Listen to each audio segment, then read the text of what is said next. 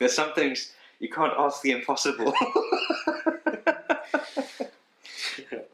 Alrighty, let's do this. Yeah, man. Good day, ladies and gentlemen, and welcome to our podcast. Yeah. How's it? Yeah, it's cool, man. Yeah, basically the idea of this is I love having long conversations about various things with mentors, and this is one of them. So I brought him in, and I borrowed all his gear, and now we're here. Yeah, pretty much. Yeah. Yeah, and today, like, we're talking about, we've been chatting about form quite a bit, and length of form, and how it changes. And yeah, like a lot of pop songs nowadays, and a lot of songs in the last, like, 70 years at least, have fitted the mold of being between 3 and 5 minutes and having 3 distinct sections. Now you say that, you know what makes me think about it? There was a time when they had short play LPs. So what was it called? Whatever. Oh yeah, I know what you mean there. And there was only X amount of minutes that you could play on those things. Mm. So I have a feeling that it kind of started then. Mm. And then even when LPs came out, they still felt songs had to be shorter. It just means that now we can have more songs. Mm. Definitely. And also the recording equipment could only record for a certain amount of time at the time. Like, you know, the time Charlie Parker stuff, that's what the solos were so short. Oh yeah, definitely. But when they played live, they played longer solos, but studio was different. Mm-hmm. You know, that's why he did like 2 chorus solos, maybe 3 if it was a really up-tempo song. So I would imagine that would have been a big part of it. Mm. You know, and so that, you know, there was pop of the day, which wasn't bebop. You know, there was the swing bands and the various other genres that were going on at the time. Mm. And they were forced into that. And I think it was enough years for it to become the norm. Yeah, exactly. Yeah, I mean, we were talking about that repetition because obviously all the radios would play those LPs. Yeah, exactly. Yeah. What did you call them? I don't know. Whatever. Yeah, they would talk about the reference to speed, I'm pretty sure, and then that would be. Yes. Yeah, I can't remember the speed. I'm a CD guy, you know, like. I'm a phone guy. I don't even use headphones. I think that's the best way to get it. On your cell phone. What better, purer way to listen to music? It's in the car, Blake, with like the bass turned up to 5, you know? No, in my car I use my iPhone too, from the iPhone speaker. Purest form. Purest form. You really you can sing. Oh, it is. It was the funniest thing. I went to, like, I was in an Uber going back home, and like I had whose album did I have? I had it was the album To Gauze by Zoe Manana and the German Cats. Seba Kafstad, that's it. Oh yeah. And I was like playing I wanted to play a song of that in the thing, and then I played it, and I was like, there's no tops. And like I went in and I looked at the bass setting, and the bass setting was like this. Treble was minus. There were no mids. It was just bass. I was like, the EDM setting, nice. Like, yeah, that's how us people of color listen to music. That's why I don't know lyrics to songs. I just know bass lines. No wonder your left hand is so good. Like just. No, that's because I'm left-handed, but okay. No, So form. Yes, form. So what do you want to talk about form? I don't know. Like it's just like I've come into a few situations like when you workshop a song with someone. Like if it has, like even in jazz, like if it doesn't have an interlude, like people freak out about that sometimes. They'll be like, "No, this needs an interlude. This needs this. This needs this," and it's just like, no. But well, yeah. Sometimes I think interludes are added just for length. Yeah. Like because if you're talking about, I guess so. I guess you're right, sort of. Because instrumental music, you can always just, you know, I feel like that conversation comes up more in singing jazz than in instrumental jazz specifically, I feel. And then, but at the same time, if you're doing instrumental music, the interlude creates a break from whatever. Yeah, but I mean, at the same time, I think it's also up to what the music needs.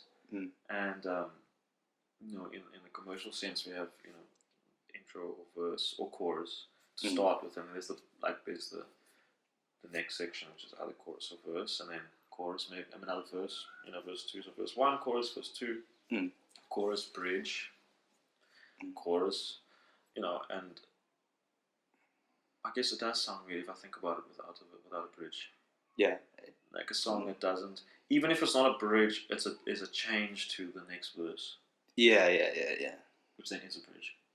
Yeah, essentially. No, definitely. It is weird, actually. And that's that familiarity thing we were talking about, where we are used to things, we're creatures of habit, and if you change that too much, there's almost a feeling of non-fulfillment.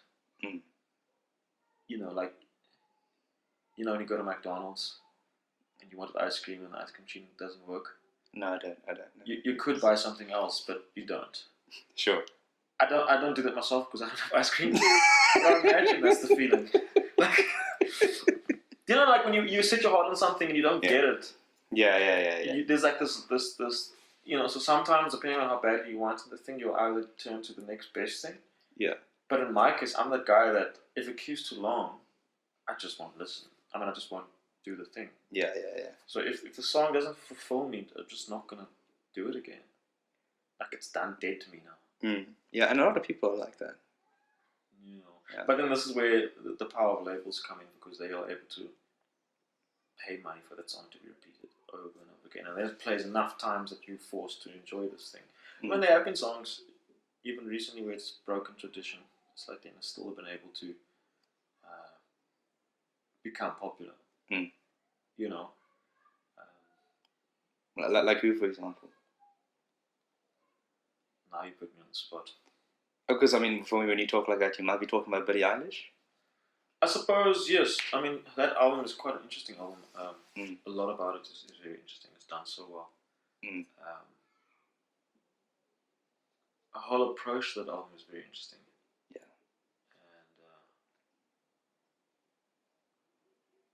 And that album makes me think of Michael Jackson. Because the lyrics do but don't make sense. Yeah. And it tells you how of little importance lyrical content is in commercial sense. Yeah. Do you know what I mean? Like Michael Jackson had, and even on her album, there are songs which are really pretty and nice, and there's definite depth and meaning to it. And then there's like songs which like have meaning, and you get the story, but like I feel like those are just groove songs. They're just songs to enjoy and not go, oh, they're talking about this and talking about that. And Michael Jackson, but a lot of his songs were, the lyrics are completely secondary to like groove, feeling, and the vibe he was able to give from his voice. It didn't mean that he didn't give emotion to the song. But the song itself didn't necessarily have that much emotional content to it. Like a dance song or a house song that has its own version of emotional content, which still has to be delivered, I feel. Yeah, definitely. In whatever way, but I feel like I'd associate her album to like Michael Jackson's always trending, like at the forefront of music, blending genres which didn't match. It didn't match, but maybe hadn't been necessarily done before. And she's kind of done the same thing in the way that they produced the album, that it's quite in to be using sort of like typical percussion now. They're using, matchsticks and stuff like this, which is quite trending, but the way they did it was really interesting. And the simplicity of this album is really interesting. Yeah, I do like that as well. It's so bare, but it's so fat. And it's really developed around the voice, but not necessarily trying to capture the beauty of the voice. Not that she doesn't have a beautiful voice, but just the voice, irrelevant of how it sounded. Which is very cool, and that in itself is a familiarity thing. Everyone has a voice, so the voice is the most natural and first instrument we ever know. And the more that a song is developed around the voice, that familiarity is really kept, and that's why instrumental music is foreign to some people. Definitely, like it just goes over some people's heads, and it's just because of if you weren't brought up in that, in a home where you listen to instrumental music, it might not be, or you didn't go to school where you heard enough of it, you wouldn't pick it up anymore, because that first familiarity is the voice. In pop, the tenor, male, and then in women, the soprano sort of. It's a soprano, sometimes alto depending on the genre. It's appropriate. We're used to that. Yeah. Like even I consider, like when I write a song, I consider every element like layering a cake almost. Like you go from the bottom to the top, and at the top is lyrical and like the vocal content. Because for me, I see myself as a singer being the kind of like you let more people in because this is more familiar to what you're trying to say that you might say with an instrumental tune. It could also be like the layers of an onion. Yeah, but I'm not sure, so I don't. Because then it's like a whole lot of layers that go down and then come out again. Oh, yeah. Do you know what I mean? Fair enough. Because some are layers in cake, I prefer some layers to none others. Yeah. I mean, you could find a good baker, or you could just grab an onion. Like to understand that metaphor. Pretty much. Onions also make you cry, and a good song can make you cry. My uncle always says, "No one wants to be happy. Like everyone, no one wants to hear another happy song. Yeah. Sad songs are always like more attractive, especially as you get older." Yeah, definitely. Yeah. Words to live by. Words to live by. There's some truth in it. No, there definitely is. There's some validity in it. Like, yeah, no, I hear him. Yeah, he's right, but damn, like. Well, you see, the thing is, it's very difficult to put depth into something that's happy. Yeah. And so then, if it's a happy song, for it to say timeless is really hard. Without it becoming a meme. Yeah, without it becoming cheese. Yeah. Whereas a ballad, the nature of a ballad, it's, it can be whatever you want to be. And that's also like doing up-tempo songs. It doesn't have to be happy, but an up-tempo song is harder to do than a ballad. Definitely. You can get away with more on a ballad. Vocally. Yeah. Jazz, it's not really. It's harder to improvise over a jazz ballad. Yeah, because you have more time to look like an idiot. Yeah, and to overthink. Yeah. The death of a musician. Yeah, definitely. Slow songs. That's why they do Body and Soul as like a Latin, just to get out of that. I've never heard that before. Oh, really? It's a Latin. I don't know. Sometimes they do that. I did When I Fall in Love as a Latin. To end off one of those background sets, and it kind of works. I like that one, the Chris Botti version, the funky. Oh yes. It's beautiful at the beginning. You get the strings, and you get that familiarity of the original, whatever it was, and then you get like this funky thing, which is like gets everyone vibing. But it's really nice. I like that. It's a beautiful song. Yeah, no, I love Botti as well. He has a nice approach to. There's another form, ABA. Yeah, definitely another form. And it works, and it's a very simple form. The movements in the bridge are interesting. But you see, the difference with that is it's not chorus verse chorus. It's ABA. Yeah. So it's different, but it's still so that's a bridge. Yeah, you could look at that as a bridge, yeah. Compared to pop, which is chorus verse chorus. Bridge. Yeah. Well, then there's this ABC. Yeah. But then you get other types of genres of music, like house music, like deep house music. I mean, they'll have a chorus, but there's not much of a difference in it. Generally, like doing like deep house, like that zone out stuff, where as musicians we like to change things. We like to go, okay, the chorus needs to change in some way, and the bridge needs to have a new color, maybe, or whatever it is. In house music, like,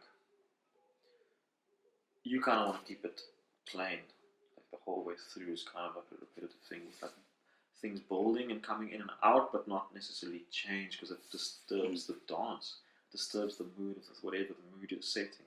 And it helps the DJs that are then going to play your music to choose a song based on the feel which stays consistent throughout the song. So that if I've brought the club to this point and I choose this next song, it's not going to change the song. Do you know what I mean? Yeah, not going to change the feel. And that's something that we as jazz musicians do a lot. Sometimes it's really nice to just have, if you can be disciplined enough as a composer and as a musician, to be able to be happy to keep a continual thing. throughout a song. It's quite an asset to have, to be in that kind of comfort zone, not trying to feel that you have to change. Because a chorus, there's even pop songs where the chorus is the same chords and they just added something. We've just changed the melody, maybe. You know, the melody's changed slightly and we've added a string pad on 5. Yeah. Exactly. I mean, like look at Shape of You. It's like when he analyzes the thing, he says after you've played that first thing twice, you've heard all the harmonic information you hear in the entire song. Yeah, I mean, there's that one songwriter talks about you can never introduce more than one thing at a time, right? So if something does change, you can only change it. You can only change one thing at a time. Like a chorus can be a break. That's different because we're used to that break within the music, but any new thing needs to come in slowly. Like if you can solve the drum beat, and that needs to stay consistent at least for the verse, and the bridge. And I think there's some merit in just allowing the song to stay. No, definitely. I mean, it doesn't count also to have, because you can also make it sound different by just taking away, as opposed to adding, or just changing orders of the same chords, which is what he does in that, doesn't he? JP, no. No, it's the same thing. Yeah. In fact, it's very sparse. Like even in that song, that the Monday Accolade song, the main part that I ended up writing was 2 notes underneath as a harmonic thing. Yeah. And obviously when we came here and we did it with the band, I did it. There was a lot more harmonic information, but like having that harmonic ambiguity of 2 notes or 2 or 3 notes in octaves or fifths gives you a lot of space sometimes. It's quite nice. That's why, like the strongest movement in music is a fourth. It's the most pleasant sounding interval. And when you write music in fourths, Jacob Cody talks about that. It's the most happy sound. Yeah. And like that's why like the songs that are 1 and 4 or 1 and 2 maybe, that same coloring, are so pleasing. And it can be a happy song and it can be a sad song. You know what I mean? Like there's such a pleasing thing because you go up like C to F, and then F is either a fifth up to C or it's another fourth down. Do you know what I mean? And it's got this beautiful relationship of it's one of my favorite chord progressions, like 1 to 4, 4 back to 1, or 1 to 4, 4 to 4 minor. Yeah. It's like such a happy, pleasant sound, and a lot of pop songs are developed around fourths. Yeah, because of the strength of the movement. Uptown Funk, The fourth, F, C thing. So so D G F, boom. Yeah. So then that fourth F to C. I play it. I never think about it. Oh yeah. You see that left hand. Yeah. No, definitely, and even like that Lewis Capaldi song we were talking about in the chorus. After I'd heard it a couple of times, I went and I'd kind of transcribed what he was trying to do, what he was doing, and yeah, that chorus part, it's in fourths. Oh yeah. Like in E flat, he was going E flat, A flat to G, and that's why that coming in when he comes into the chorus, it feels so strong. Yeah, it's interesting. Maybe too strong. Melodically strong. Yeah. So back to form. What else you can I say about form? I got a bit sidetracked there. A little bit, but that's kind of the point. This is how these conversations usually go. Like, so that's perfect.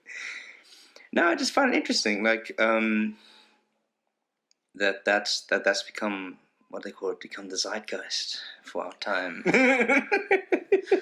Right then. Yeah. Yeah, I also got big words. These big Spanish words on us, don't you? Yeah, that's very Spanish. Yeah, I just think it's... yeah, I mean, the thing when I started writing, the main thing that got me into writing music and got me into music as a career actually was writing poetry. Funny enough. Because, boring. Yeah, I know. Yeah, poetry's an interesting thing, huh? Yeah. Because you see, that also has form. And like if you look at, when I went back. Some of it, yeah. Yeah. And as cheesy as it is, to hear the familiarity of rhyming words. Yeah. It's the same as like even in the way you write. Some people write music and rappers. It's such a cheesy. Like we were writing a song the other day, and we ended up rhyming certain parts, and you feel so cheesy doing it. And when you can separate yourself from it, it just has this flow which allows the ear to like remember it, because that if you heard this phrase and you kind of vaguely remember the song, you can kind of figure out what the next phrase is because of the rhyme. Yeah. Yeah, definitely. And that's another important, like, it's not form, but it's structure. It's like developing a song into something. And sometimes we, as a trained musician, who got too caught up in theory, and trying to be hip, that big problem of hipness, cool, whatever, trying to be relevant to your peers, to try not be too cheesy. And when you're trying to not be cheesy, I think it's a problem. Yeah. Like, as opposed to just allowing the song to be as simple as it needed to be. So write all these hectic lines and these unnecessary things. Anyway, sorry. Yeah, no, it's okay. Like so when that's perfect. So what I'm talking, just gonna go into that. Like one way that I tried to escape the hypnosis, even though I did buy into that a little bit. A lot. Yeah, a lot. But we all do. Yeah, we all do. Yeah, I won't do it. I mean, it's a good way to get chops. Like, it's good motivation to get chops. Classical music is a good way to get chops. Yeah, true. That is also but that's a chop fest nerd. Anyway, but depending on what you can play, also like easy stuff. Yeah. But like no one will listen to you. But like just you don't have to practice classical. I mean, you don't have to perform classical music. You can practice it at home. Oh yeah. No. He practiced classical music and he claims he never practiced jazz. Some of his claims have been interesting. But anyways, he said I can just practice classical music. Oh yeah, no. Okay, I was talking about when it comes to like classical solo pianists. Like the number of times they just chill is not very often. I know, it's an interesting thing. Hey, like you try and find that piece that shows you. Oh, I remember those days. I never studied classical music properly, but I mean, I had to do a fair share of concerts and exams and competitions. So I always go for like the hardest song you can possibly think you can manage. The biggest amount of show. Yeah, I mean, and I think it's there's a legitimate reason for that. Like when a classical soloist, especially a young classical soloist, gets a chance to play in a big hall, they're gonna go for their best thing. You know what I mean? Like that's fair enough. Yeah. Anyway, so back to my sonnets. But interesting about form, like the way I used to write music, and I still do in some ways. Like it would follow. I noticed similarities between the way I wrote music and I wrote poetry, because I wrote a lot of Shakespearean sonnets, which are 3 quatrains and a rhyming couplet. And I would never have guessed you're a nerd. Never. Then why do you keep calling me a nerd? That's right. I'm being nice. Yeah, I know. It's perfect. Yes. Banter. Poetry just never got me. Yeah. No, it's fine. It does not get everyone. Like it's not. Although I'm reading an interesting book by a poet at the moment, but it's a story. Poetry. Yeah. But anyway, so I'm one of those like unculturally sophisticated people. Yeah. I like my 50 cents. Yeah, I mean, hey, me too. But like, no. So anyway, and then a lot of the music I was writing at the time, there were 3 ideas in the conclusion. Yeah, and that's not the way you have to do a Shakespearean sonnet, but it kind of like that structure gives you space to do that, and it's quite nice. When it's a good way to start. Like I'm not a good poet. I just like writing it because it allowed me to get ideas out. It gave me a way to get ideas out, which I really enjoyed. And then when it came to writing music, I started finding ways to get ideas out. And that's quite nice. How much do you read? Not as much as I used to. How much did you read when you were writing? When I was writing? When you were like really spending time doing writing? Not a lot. It's interesting because I'm starting to notice an importance in reading to writing lyrics. I mean, I'm not a singer, but I've been writing a few lyrics now. It's interesting. I mean, you can get away without having to read, but I think it's even there you can create familiarity. So if anyone else has ever read this book that you've kind of taken inspiration from, even if you didn't take inspiration from it at all, but you've read it, it's at the back of your mind, it's some crevice, and it comes out. These things, whatever you put in comes out. In all sorts of forms of life, and especially music. Whatever you put in comes out, and sometimes people will be able to relate to the way that you write and think because of what you've been putting in, and find similarities in that. Yeah, no, I hear you, and you are right. I mean, I suppose my substitute for that was things like podcasts, for example, because you hear people talking about people, and then I'd go out and I'd talk to a lot of people, and I'd deal with people, and that familiarity. Sure, I'm not saying that you can't write without reading. I was actually interested. Oh, no, because one of my yeah, friends, he says he's working on his I think he's finished it now, and before he tackles a new album, he just starts reading a lot again. Like he always reads, but he then really digs into reading. And it's not the first person that I know that does that. It's an interesting side topic, sorry. No, that's fine. Yeah, that's actually very interesting. I mean, the thing is that someone DC now we talk about a lot, and I know you agree with him. It's just that thing of I think all three of us, even though it's frustrating at times, I personally believe there's no such thing as writer's block. It just means that on that day, you have nothing to say. So there's no point in you trying.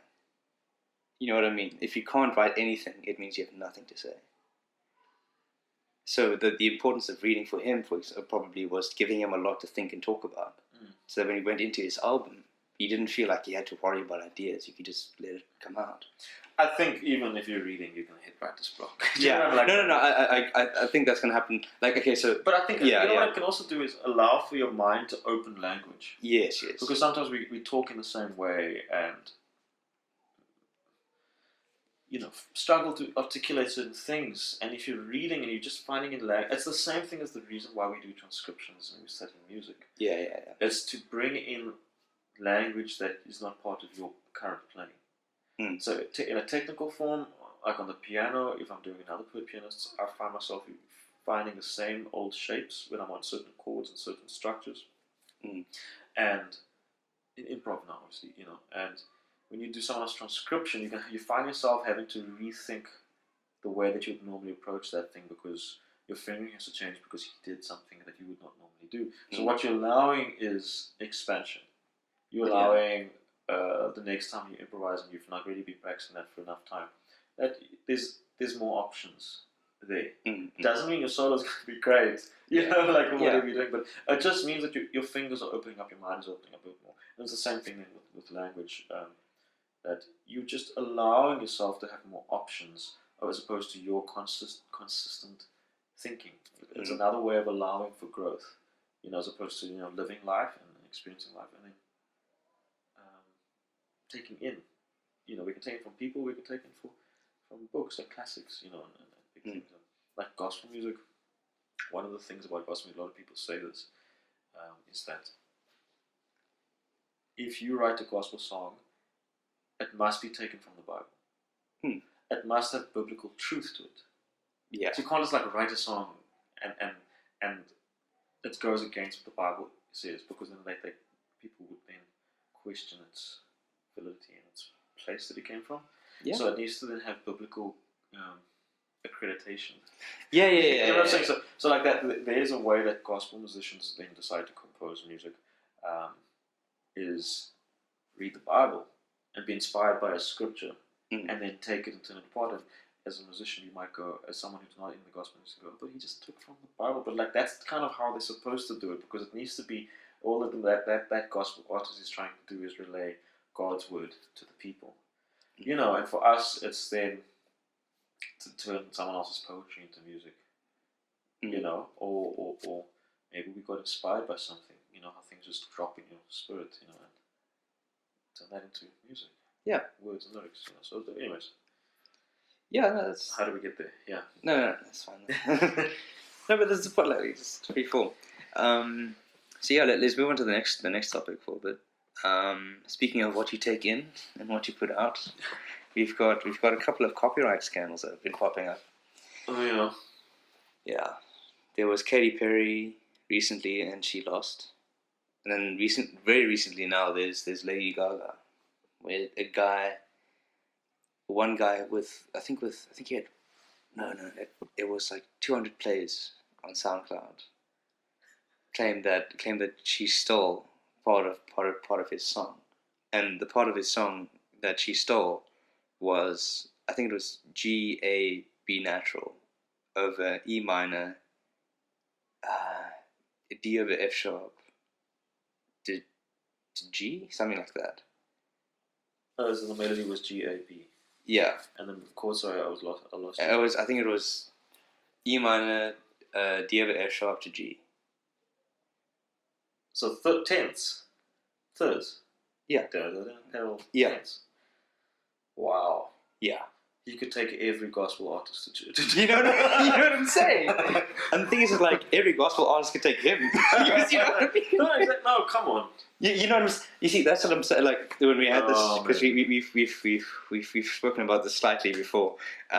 It's like it sets such a dangerous precedent for songwriters, because now you can't. The amount of times I use that movement. You know, like the amount of times anyone has used that in their playing. Like, I mean, if you write based on what has come before, you can't help that. You know what I mean? Like Lily always says, don't recreate the wheel. Yeah, exactly. Why? Like, I mean, you can bring a voice, but why recreate the wheel? Yeah, exactly. Bring your expression and your take, which does mean changing and altering certain things. But you don't have to recreate the wheel. Exactly. Because Bach did that movement, I'm pretty sure, a couple of times. Yeah, many times. Maybe once. Yeah. In his 1,200 compositions, I think he went G A B natural. You know what I mean? It's scary, man. It's so scary, and like it's not worth it to become famous anymore, right? No. Rather wait for someone else. Let's still try. No, just write a whole of songs, put it on SoundCloud, make it private. You know, wait for someone else to get a vague song. You'd be like, she stole from my thing. She got it before I made it private. Yeah. You know, sue them for at least 10 rand, whatever it is. Yeah. I mean, the other one was Robin Thicke. You know that. Blurred Lines, yeah. But that was quite copying. But then it still begs the look, because I still hear people, like, there's a South African song out now where they take, I can't remember the artist, I've only heard it on radio, Adele, one of Adele's songs. Mm-hmm. It's the exact same piano intro. I don't know if they even sampled it or they just had someone replay it, but it's yeah. I've never compared the two, but it's exactly the same piano riff that goes throughout the whole song. Oh, wow. And they put their own stuff on it. Like, you know, and obviously that's small time, because I don't know how big that song would get if it would get to the attention of an Adele person who works for her. Yeah. But I mean, that's sampling, and it's called sampling. I mean, yeah. So, you know, when does it matter? How do DJs then make? Because I mean, you know, you can't. You know, some DJs don't. Some DJs are still creative, but they don't have musical knowledge to create, and so they sample. They're still able to make awesome things, but then what becomes the problem with the sample? Like, when do we not allowed to do it anymore? You know, exactly. I don't sample, but a lot of guys do. A lot of great artists that are amazing musicians sample. Yeah, I mean, so like, does this mean that Dilla is? You know what I mean? Like, it's going to get in a lot of trouble with some jazz artists. Yeah. You know, like, I mean, and Herbie Hancock got in trouble. Oh, really? Yeah, he sampled, like, in the times of like Camila and stuff, when he was going into the funk projects, he sampled some African group or something. Oh, wow. He got in a lot of trouble. Yeah. Yeah, it's a tricky thing, because it was. I mean, I guess there's also sampling with permission. Yeah, I mean, I think if you're gonna post a song publicly and you sample something directly, you know that's from another person's song, you send the guy an email. You know, just at least. Well, here's the thing. You think the South African artist, it's played on radio at least twice, so it's probably going to make it onto the charts. Who directly took the riff of I don't know what song it is. Adele's music's old now. Like, I can't remember. But anyways, it's instantly you think it's about to be an Adele song. Yeah. It's not mixed this nicely, but and that is outright thing. Do you think they ask for permission? I don't know. I don't think so. It's a weird. I wouldn't do it unless I was doing it in a joke. But this is not a joke song. Yeah. And if I did, would I ask permission? If I went to the trouble of asking permission, I would rather just make my own piano riff. Yeah, you know, I think that's kind of. I mean, the thing. That's the thing. Do you really think that Lady Gaga went and listened to some small town guy? Okay, I mean, I'm pretty sure they listen to like small town acts. But the thing is, would she go and go? Still, I mean, she's musical enough to make up her own music. Yeah, that should be a given. Yeah. And the people that she works with, you know, she's been working with Mark Ronson a lot lately. They are musical enough to not have to steal from someone. And like, what's the fine line between stealing and inspiring? Yeah, and the thing is that, like, in that case, it's not, you didn't inspire her to write 3 notes that come after each other within a diatonic scale. That happens all the time. You know, like. No, exactly. I mean, you see, here's the thing about familiarity, and we're talking about form, and we're going, people are people of habit, and we like the same things. And if you try and recreate the wheel, you don't have enough familiarity in your song. Yeah. And this is when the whole of Bruno Mars 24K is so geniusly designed around familiarity. Why it hits everyone from youngsters, it's got enough groove, it's got enough swag, to the older generation, people who remember the music he didn't sample it, because he recreated it, and he didn't take from one person and one person. He amalgamated a whole lot of different things into one really well done album. And the reason for the success of that album, besides it being Bruno, who's a genius, he's really a brilliant mind for whatever he puts his mind to, is because of the familiarity part of it, where you go, I remember listening to that album for the first time, and I remember liking it from the second, and generally that doesn't always happen. Like, you're interested in something, but we banged that album out the first time in the house. It's like, I played it, I remember it being hyped a bit, and I went, the minute it was up, I put it on. It was like I don't know what day it was, and we pumped it, and we liked it from the second. Daniel was a baby, he loved it from the second. It's because of the familiarity. I recognized, riffs of like old songs, that the parents would play, So he's taking, he took advantage of the fact that we like familiarity as a listening audience. Why jazz musicians take licks? Because we like to hear what we know. So when I hear a lick, I can play the best line that I made up on the moment using like Barry Harris techniques and doing all of the right approach notes, and no one necessarily flick an eye unless it's like hip, whatever that means. But the minute you play a Parker lick or a head of a Parker line or whatever it is that people recognize, and everyone goes, people are like, oh yeah, because they recognize it, or that flat diminished 2/5. He's playing jazz. Exactly. So it's like familiarity. Even jazz musicians, we use it. We have to. Yeah. So how would we continue in the music industry without familiarity? Yeah. And if you don't understand the importance of familiarity, you're going to struggle. Yeah. But now, if we're not allowed to use that familiarity, we're going to have a really up and down top 40 in a couple of years. Yeah, you know what I'm saying? Yeah. Like, and I think it's the thing is, people don't understand what being original means. You can't, like, the original side of it is not the fact that you're creating something that's never been done. Like, every note is completely what you came up with. I used to be like that. Yeah. Like 2 weeks ago.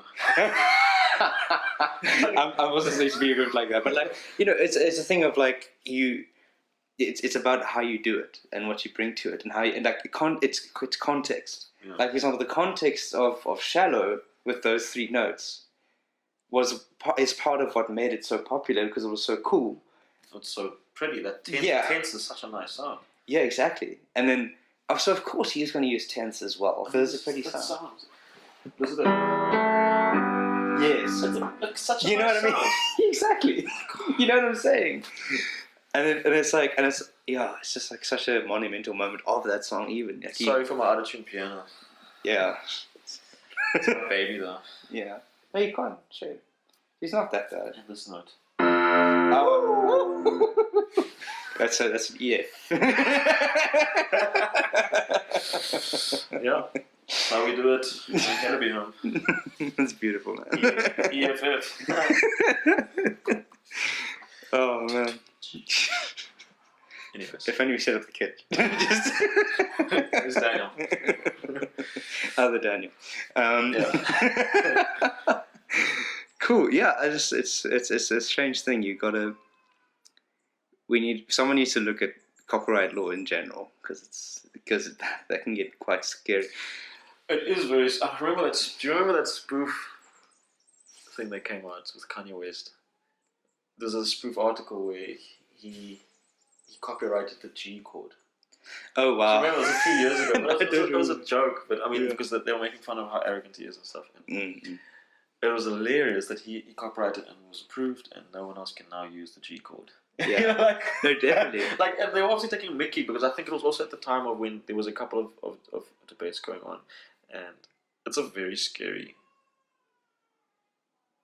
approach to music when we start going. It's going to stifle creativity. Yeah, exactly. It's going to mess up the whole flow of music if there isn't a committee that's put together and deciding on the approach of music creation.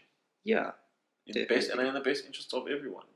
It needs to be, even as the listener, it affects the listeners too.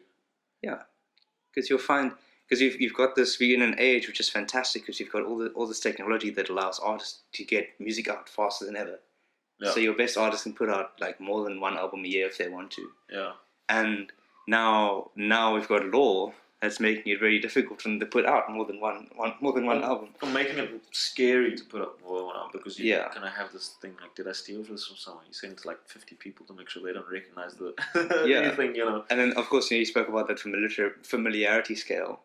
It's like it typically has to be a 7, so they'll be like, "Oh, that kind of sounds like," and then you go, "No, I can't use it." Exactly. That's the thing. That there's an app, but I don't know how it works. To be honest, there's not much information on it publicly. Not that I googled 10 minutes, but okay. Yeah. But basically, it was a device that was created by a record label. I think the first person that was discovered using this app was Nora Jones. Oh wow! So the guy would just go into record labels and buy random records, and then listen to it, and the thing would tell him this is going to be a hit, and sign them. And but basically it measures danceability, it measures tempo, obviously key, it checks out then its uniqueness, scale of 1 to 10, each thing, and its similarity to what else is going on currently, like what is trending right now, the past couple of weeks, and then a year ago this time as well. What's going on in the music industry, and then you're going to find the perfect blend of similarity and unique. That is what they say is going to make a song. And like the interesting thing is for instance they were comparing one of Justin Bieber's songs and a Whitney Houston song, and how long each one stayed on the top charts, the US Billboard, and it was interesting to see that because Justin Bieber's was very similar to what else was going on, and it lasted X amount of weeks, whereas the Whitney Houston song, which they did, I think it was "I'll Always Love You," something like that, Stan created, it stayed on for a much longer period on the top, on the billboards, really much longer. Because it had a better blend of uniqueness. So that's interesting. But enough similarities. The right amount of similarity. Yeah. Nah, it's gonna be tricky. Like even so in the Adam Neely video, where we spoke about the Katy Perry lawsuit, one of the things that was cited was the fact that the synths sounded similar. And the thing is that it sounded pretty different. And the thing is that like what this musicologist was saying was essentially that there's precedent, there's legal precedent that essentially once you've used that thing you can't use it again. Yeah. And like he made the example of he had himself playing the piano, and then a guy walked in and said, "Oh, sorry man, you can't use that patch. That's copyrighted." Exactly. Your voice sounds like someone else's voice. You can't use your voice anymore. Yeah, exactly. Sorry, Dan. Yeah. Actually, well then I'm fine. Yeah. Yeah.